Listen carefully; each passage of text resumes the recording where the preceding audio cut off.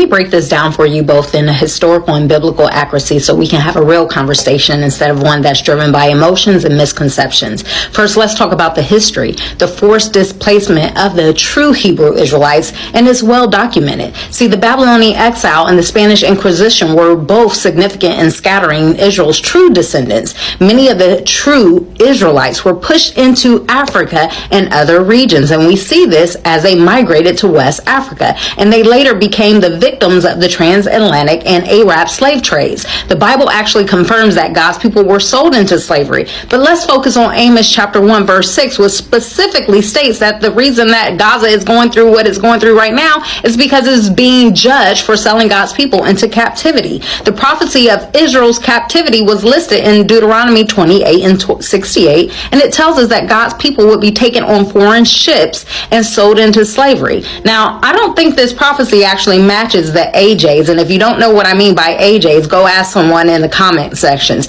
They were never subjected to these conditions. Meanwhile, history actually aligns this prophecy with our people, my people, the descendants of the transatlantic slave trade. So furthermore, we talk about the Philistines who historically occupied Gaza. They were involved in selling the Israelites to the Greeks and who you claim to be a Roman. In Joel 3, chapter 3, verse 6, it supports this. It says, the children also of Judah, who's Judah? Those of the transatlantic slave trade, and the children of Jerusalem have ye sold unto the Grecians. Who are the Grecians? Yeah. And that they might remove them far from their border. Now, Rome played an integral part in corrupting the truth. They played a role of persecuting the true followers of the Most High, and Julius Caesar, Pope Gregory, and others were instrumental in twisting the times and season, and we see that listed in the prophecies of Daniel in chapter 7, verse 25. The Roman Catholic Church absorbed and perverted the truth and turned it into a tool for control. They stripped the original Hebrew text of the context and handed it over into my people when they enslaved us. They gave us a slave Bible that omitted the critical passages about liberation, justice, and equality, and then imposed this Europeanized version of false Christianity. And let's not talk about the foreign bloodline that you all are part of, the Nephilim bloodline. Okay, let's go into that a little bit deeper. The elite ruling class has long claimed to be of divine blood. But what divine blood are they referring to? Well, if you look at Genesis chapter 6, it speaks about the fallen sons of God mating with human women, producing the Nephilim, a corrupt bloodline. Many of these symbols and practices within Roman Catholicism and modern global elites actually tell you that their allegiance is to this lineage rather than the Most High. So their own terms, blue blood, go look it up, originates from their pale skin, making their veins appear blue, which distinguished them from the dark-skinned Hebrews and the Moors.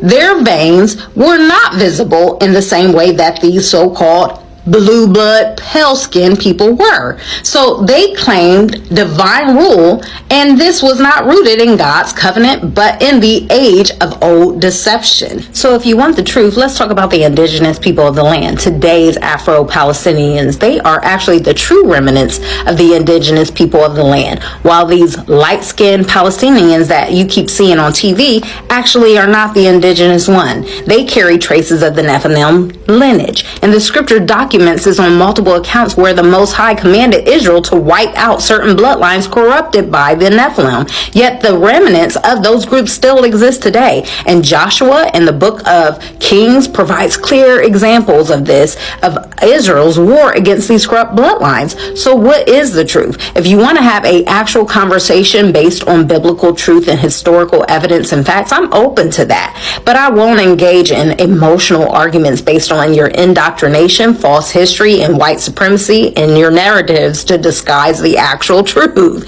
See, the facts stand and history confirms them. If you are serious about the truth, then let's have a real conversation. But if you're only going to sit here and push propaganda, ignore the evidence, I don't play that game.